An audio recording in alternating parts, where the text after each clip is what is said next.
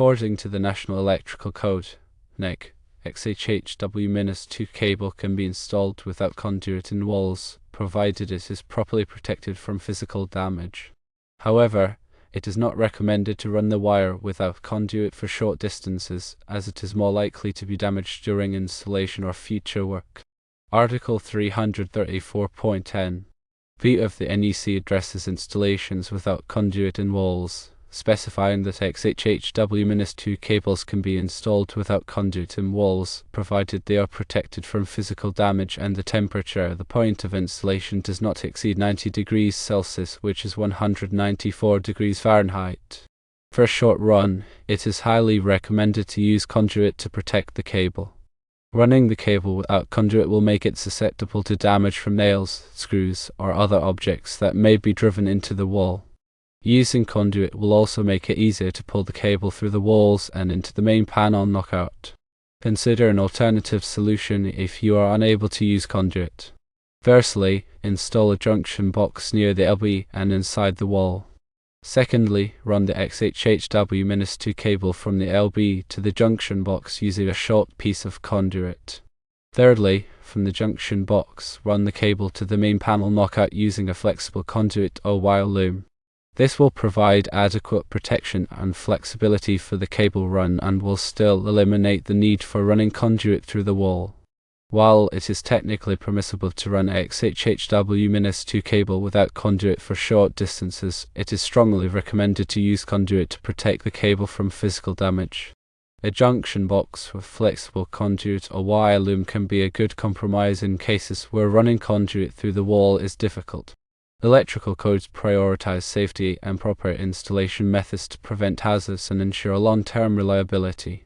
While certain allowances may exist for specific scenarios, adherence to best practices and recommended solutions is always advisable. Firstly, consider the potential for physical damage. Cables installed within walls are susceptible to punctures from nails, screws, or other fasteners used during construction or renovation. Conduit provides a robust barrier against such threats, safeguarding the conductors within. Secondly, think about future modifications or repairs. Conduit offers a pathway for easily replacing or upgrading wiring without disturbing the surrounding wall structure. This can save time and money in the long run, especially if electrical needs change. Thirdly, keep in mind the ease of installation. While running bare cable may seem simpler initially, pulling it through tight spaces or around obstructions can be challenging. Conduit provides a smooth, protected channel that simplifies the process. Fourthly, consider code compliance. Although the NEC permits running XHHW-2 cable without conduit in certain situations, local codes or inspectors may have stricter requirements. Always check with the relevant authorities to ensure full compliance. Fifthly, think about the overall aesthetics. Exposed cables, even if properly secured, can detract from the appearance of a finished wall. Conduit provides a clean, professional look. When selecting conduit, choose a type that is appropriate for the application. Electrical metallic tubing, or IMT, is a lightweight and cost-effective option for many indoor applications. Rigid metal conduit, or RMC, offers superior protection against physical damage and is often used in exposed or harsh environments. Flexible metal conduit, or FMC, is useful for connecting to motors or other equipment that may vibrate or move. Non-metallic conduit, such as PVC, is suitable for underground or corrosive environments. When installing conduit, follow these best practices. Firstly, use proper fittings and connectors to ensure a secure and watertight seal. Secondly, support the conduit at regular intervals to prevent sagging or damage. Thirdly, avoid sharp bends that could damage the cable or make it difficult to pull. Fourthly, ream the ends of the conduit to remove any burrs or sharp edges that could damage the cable insulation. Fifthly, use a lubricant when pulling cable through the conduit to reduce friction and prevent damage. When using a junction box as an alternative to running conduit, follow these guidelines. Firstly, choose a junction box that is large enough to accommodate the wires and connections. Secondly, mount the junction box securely to the wall or framing. Thirdly, use appropriate connectors to secure the cable to the junction box. Fourthly, make sure all connections are tight and properly insulated. Fifthly, cover the junction box with a blank cover plate. When using flexible conduit or wire loom to connect the junction box to the main panel knockout, follow these steps. Firstly, choose a flexible conduit or wire loom that is sized appropriately for the cable. Secondly, secure the flexible conduit or wire loom to the junction box and the main panel knockout using appropriate connectors. Thirdly, support the flexible conduit or wire loom at regular intervals to prevent sagging or damage. Fourthly, ensure that the flexible conduit or wire loom is not subjected to excessive bending or twisting. By following these recommendations, you can ensure a safe and compliant electrical installation that will provide years of reliable service. Always prioritize safety and consult with a qualified electrician if you have any doubts or questions. The NEC is a comprehensive set of standards designed to ensure the safe installation of electrical wiring and equipment. It is updated every 3 years to reflect the latest technological advancements and best practices. Familiarity with the NEC is essential for anyone involved in electrical work, from homeowners to licensed electricians. The NEC covers a wide range of topics, including wiring methods, overcurrent protection, grounding, and equipment installation.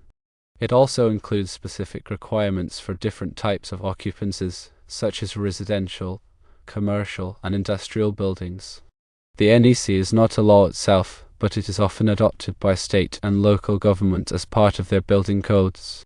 This means that compliance with the NEC is legally required in many jurisdictions. In addition to the NEC, there may be other applicable codes and standards, such as those related to energy efficiency or fire safety. It is important to be aware of all the relevant requirements before starting any electrical work. When working with electricity, always take the following precautions. Firstly, turn off the power at the breaker before working on any electrical circuit. Secondly, use insulated tools to prevent electric shock. Thirdly, never work on electrical equipment in wet or damp conditions. Fourthly, wear appropriate personal protective equipment, such as safety glasses and gloves. Fifthly, if you are not comfortable working with electricity, hire a qualified electrician to do the work. Electricity is a powerful force that can be dangerous if not handled properly. By following safety precautions and adhering to electrical codes, you can minimize the risk of accidents and ensure a safe and reliable electrical system. Always remember that working with electricity requires knowledge, skill, and caution. If you are unsure about any aspect of the work, seek professional assistance. The NEC provides detailed guidelines on how to properly size conductors for different applications. The size of the conductor depends on the amount of current it will carry, the type of insulation, and the ambient temperature. Using undersized conductors can lead to overheating, voltage drop, and even fire. The NEC also specifies the types of overcurrent protection devices, such as circuit breakers and fuses, that are required to protect electrical circuits from overload and short circuits. Overcurrent protection devices must be properly sized to match the ampacity of the conductors they are protecting. Grounding is an essential safety measure that provides a path for fault current to flow back to the source, tripping the overcurrent protection device and preventing electric shock. The NEC specifies the requirements for grounding systems, including the size and type of grounding conductors, the location of ground rods, and the bonding of metal enclosures. Proper grounding is critical for protecting people and equipment from electrical hazards. The NEC includes specific requirements for installing electrical equipment in different locations, such as wet locations, hazardous locations, and healthcare facilities. These requirements are designed to minimize the risk of electric shock, fire, and explosion. When installing electrical equipment, always follow the manufacturer's instructions and the requirements of the NEC. The NEC is a valuable resource for anyone involved in electrical work. It provides comprehensive guidance on how to install electrical wiring and equipment safely and correctly. By following the NEC, you can help to ensure the safety of people and property. Remember that electrical codes and standards are constantly evolving. It is important to stay up to date on the latest changes to ensure that your work is compliant and safe. Consider attending continuing education courses or subscribing to industry publications to stay informed. Always prioritize safety and seek professional guidance when needed. Electrical work should only be performed by qualified individuals who have the knowledge, skills, and experience to do the job safely and correctly. If you are not a qualified electrician, do not attempt to perform electrical work yourself. Hire a licensed electrician to do the work for you. A licensed electrician has the training and experience necessary to ensure that your electrical system is safe, reliable, and compliant with all applicable codes and standards. They can also help you to troubleshoot electrical problems and make repairs. Hiring a licensed electrician is an investment in your safety and the value of your property. It is always better to be safe than sorry when it comes to electricity. Always ask for proof of licensure and insurance before hiring an electrician. Check their references and make sure they have a good reputation in the community. Get a written estimate before work begins and make sure it includes all costs, including labor, materials, and permits. By following these tips, you can find a qualified electrician who will provide you with excellent service and ensure the safety of your electrical system. Remember that electricity is a powerful force that must be treated with respect. Always follow safety precautions and seek professional guidance when needed. The NEC is not intended to be a substitute for sound engineering judgment. It is a set of minimum requirements that should be supplemented by good design practices and professional experience. In some cases, it may be necessary to exceed the requirements of the NEC to ensure a safe and reliable electrical system. Always consider the specific conditions and requirements of the installation when making decisions about electrical wiring and equipment. When in doubt, consult with a qualified electrical engineer. Electrical engineering is a complex field that requires specialized knowledge and skills. An electrical engineer can help you to design and install an electrical system that meets your specific needs and complies with all applicable codes and standards. They can also help you to troubleshoot electrical problems and make repairs. Hiring an electrical engineer is a wise investment, especially for complex or critical electrical systems. They can help you to avoid costly mistakes and ensure the safety and reliability of your electrical system. Always look for an electrical engineer who is licensed and has experience in the type of work you need. Check their references and make sure they have a good reputation in the community. Get a written proposal before work begins and make sure it includes all costs, including design fees, engineering fees, and construction costs. By following these tips, you can find a qualified electrical engineer who will provide you with excellent service and ensure the safety and reliability of your electrical system. Remember that electrical safety is everyone's responsibility. By following safety precautions and adhering to electrical codes and standards, we can all help to prevent electrical accidents and ensure a safe and reliable electrical environment. The ampacity of 1/0 XHHW-2 copper conductors is typically around 150 amps at 75 degrees Celsius according to NEC Table 310.16. However, this value can vary depending on the specific installation conditions, such as the ambient temperature and the number of conductors in a raceway or cable. The NEC provides adjustment factors for these conditions, which must be applied to determine the allowable ampacity of the conductor.